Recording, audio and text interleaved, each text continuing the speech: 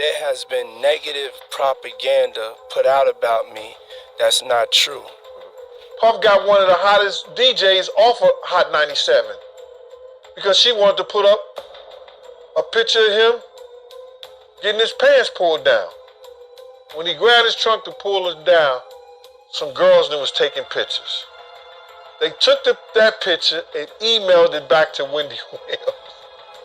For hip-hop being closeted and having a plethora of kids to prove manhood that, and denial of something that you shouldn't have to deny, which is your sexuality. Radio personality once upon a time, her name was Wendy Williams, and she was practically burned at the stake for talking about such. Let me tell you, it seems like Diddy's ex-bodyguard Gene Deal has been spilling some piping hot tea about what went on behind the scenes and at some of the parties when he was working with Diddy. And let me tell you, some of the things he's revealed are so wild, they'll make your head spin. According to Gene, there were places that Diddy would go where even his bodyguards weren't allowed to follow. But that didn't stop Diddy from getting the juicy gossip from the ladies he invited. And even though Gene never witnessed the darker side of hip-hop while working with Diddy, he definitely heard some crazy stories from those exclusive parties. Apparently, Gene once found himself in a sticky situation at one of Diddy's bashes. He saw men being lured by women, only to end up in some very compromising positions with white dudes. Yikes. And if that wasn't enough, Gene claimed that he knew what was going on in those Turkish houses, even though he wasn't allowed inside. He picked up some things from up here on my left side. And then he picked quite a few of them down. I'm like, okay. He put them in the bag. So when I went by there and I looked up there and it said butt plugs. And I was like, hey, yo. But wait, there's more. In another interview, Gene spilled the tea about a trip he took with Diddy to a store where he allegedly saw Diddy buying some pretty, interesting items for himself. And get this, Diddy reportedly paid big bucks to keep his purchases on the DL. And as if that wasn't enough, Gene also revealed that he once went with Diddy and a buddy on a private jet to North Carolina. And where did they stay, you ask? Only in the presidential suite? Of course. Oh, and Diddy and his friend apparently stayed in the same room. So, later that afternoon, this rapper and Diddy, they were all in the room together. Gene Deal explained, next thing you know, somebody rang the doorbell. We were at the presidential suite. So I opened the door and the dude said, yo, I'm here for my cousin. Now that's what I call some juicy gossip. So there was an intruder who claimed to be none other than Ya Rule's cousin, and he was trying to get into the presidential room. Now, let me tell you, Gene had some strict instructions not to let anyone into that room. So when he saw Ya Rule's so-called cousin, he politely told him that he couldn't go in. But here's where things get crazy. Even though Gene warned him that Ya Rule and Puffy were busy and wanted some privacy, the guy outside the door wouldn't take no for an answer. In fact, he even tried to muscle his way into the hotel suite. Can you believe it? That's when Gene had had enough of this intruder's arrogance and decided to take matters into his own hands. He grabbed the guy and slammed him hard into the piano. Ouch. When I threw him into the piano, Puff and Ya Rule ran out the roof. Puff got his towel, Ya grabbing his towel, but they put the foo naked. The commotion had caused the two gentlemen to leave their suite naked and holding on to their towels with a bewildered cousin looking at them. Gene Deal continued spilling the can of worms, and so then Ya Rule was like, yo, what's going on? Yo, Gene, that's my cousin. When Puffy spoke to Gene about what had happened, the bodyguard explained that he had tried to get into the room that Gene was warning him not to.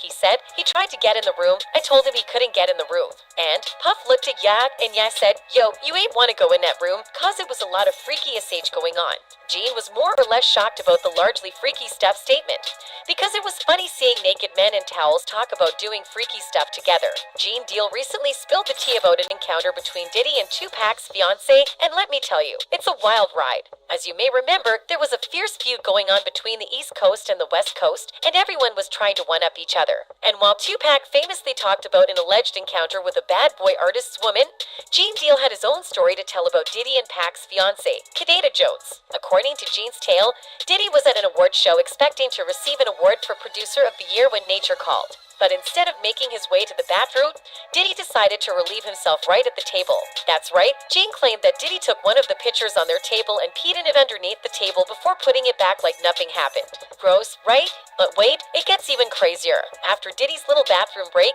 Kadena Jones came over to chat with him. And while she was talking to him, she reached over and poured herself a glass of what she thought was a refreshing beverage from the pitcher. Little did she know, it was actually Diddy's ginger pee. Can you imagine? That's definitely a moment she'll never forget. Deal said she was about to drink it and another of Diddy's bodyguards, Wolf, stopped her from doing it. In a recent interview with The Art of Dialogue, Gene revealed some eyebrow-raising stories that will have you shook. First up, let's talk about the time Diddy allegedly peed in a pitcher at an award show. According to Gene, Diddy didn't want to use the toilet, so he relieved himself in the pitcher at the table. But wait, it gets even crazier. When Tupac's fiancée Kadada Jones came over to chat, Diddy and Gene were going to let her drink from the same pitcher that Diddy just peed in. Yikes. Thankfully, another bodyguard, Wolf, intervened and stopped her from drinking it. Can you imagine the horror if she had taken a sip? But that's not all, folks. Gene also spilled the beans on Diddy's involvement in the infamous nightclub shooting in 1999 that left 3 people injured. While Diddy was arrested alongside his artist Shine, Gene claimed that Diddy was cleared of all charges because he snitched on his own artist. Gene also revealed that he and another bodyguard, Wolf, were given a day off when the shooting took place while Diddy and JLo were in the Hamptons before their Mediterranean cruise. Sounds fishy, doesn't it? In conclusion, Gene Deal has given us some wild stories that will make your jaw drop. From Diddy peeing in a pitcher to snitching on his own artist, it's clear that Diddy's former bodyguard has no problem spilling the tea on what really went down behind the scenes. Gene shared details about the nightclub shooting incident involving Diddy and Shine in 1999. Deal revealed that he and Anthony Wolf were not present during the shooting as they were given the day off. Wolf received a call from Diddy informing him that he would be joining him at the club shortly, but Wolf tried to persuade him not to go. Wolf left a voicemail for Gene, who ignored it. Diddy and Jennifer Lopez arrived at the club later, and Diddy tried to take over the bar, which resulted in an altercation with another group. Deal speculated that Diddy got his charges dropped while Shine served time in prison because Diddy had someone to help him out. He claimed that all 3 of them were charged with the same offenses, but Diddy had a business move that allowed him to get off the hook. Deal also accused Diddy of snitching on his own artist and called him a killer and a user. In addition, he recounted an incident where Diddy urinated in a pitcher at a party and planned to have Tupac's fiancée, Kadada Jones, drink it, but Wolf intervened. Gene revealed that they came to Shine and they asked Shine for 20 racks cause they had somebody that was gonna make sure all of them got off because they were not going to agree to none of them charges, and they were on the jury stand. Gene also stated that the information he was giving came from the bodyguard that was there. Wolf and Shine never publicly admitted to that factor in the case. This came from Wolf. The reason they got off was because people were coming to Bad Boy Security, Paul and other people, and said that they were there even though they were just to make money. So they were giving the Dov S and the lawyers cards and telling them to go make a statement. Some of those people making statements, they was making statements against Shine. He continued. Gene also chipped in that Shine had brought the matter up sometime in the past. He was like, "You supposed to be my brother and you got people testifying against me." The people testifying were brought to Puff first, saying what they saw against Shine, what they saw Shine do. Doesn't exactly take a genius to see how it looks like Puffy set up his own artist to spend a decade in prison while he roamed around scot-free. In recent years, Diddy and Shine reconciled and were spotted together a few times after Shine embraced his religious beliefs. One Twitter fan wrote, "Do y'all be watching Gene Deal on YouTube? He was a Diddy bodyguard when Biggie was killed. Said Diddy ignored all the death threats in Cali." Another person added, "I've been watching Gene Deal on YouTube talking about Diddy and I think he's speaking a lot of truth about Biggie's situation. Anyways, let's not forget that this video is based on theories and my opinions and should not be considered facts." That's it for this video. Bye.